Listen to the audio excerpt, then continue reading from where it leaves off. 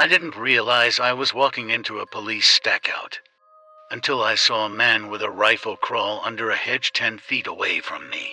That's when my gut dropped and I understood I had been part of something way beyond a pizza run.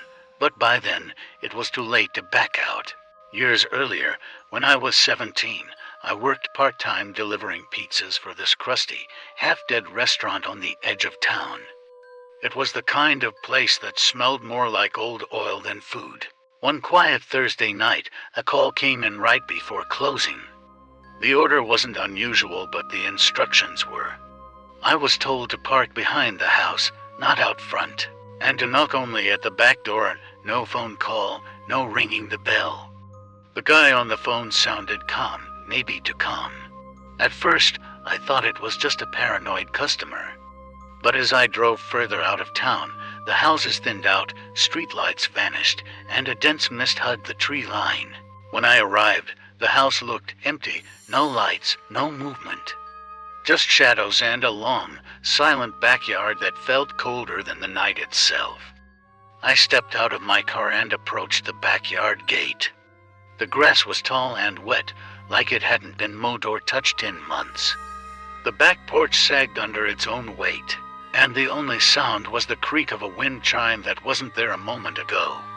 I knocked softly, nothing, knocked again, harder. That's when I saw it, a flicker in the upstairs window, like someone had just backed away from the curtain. My skin prickled. Something about the way the curtain moved felt wrong, too quick, too deliberate. I waited, gripping the warm pizza box like it might shield me. Then, a rustle in the bushes behind me.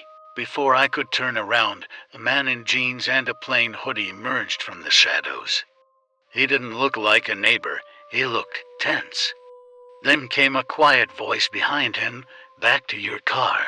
Slowly, do not speak." I froze. A second man, older, held a radio and wore no uniform, but he moved with the precision of someone trained. I obeyed without a word as I sat in the car, hidden in the dark.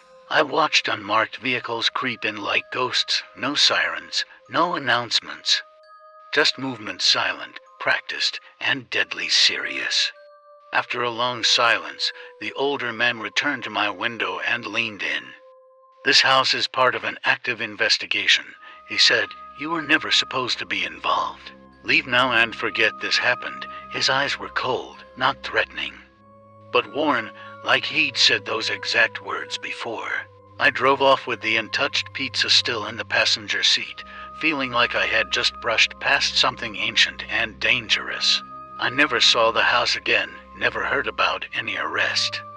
But I kept thinking, why use the back door? Why that exact time? And why me? Was someone inside testing how fast the police would react? Or worse, was I being used as bait to draw someone out? Years passed. I buried the memory deep until a friend from those days brought it up again out of nowhere. "Hey, remember that creepy delivery call? The one with the cops?" The chill returned instantly, like no time had passed at all. Sometimes evil doesn't wear a mask, it just hides in plain sight, waiting for someone ordinary like you to walk blindly into its trap.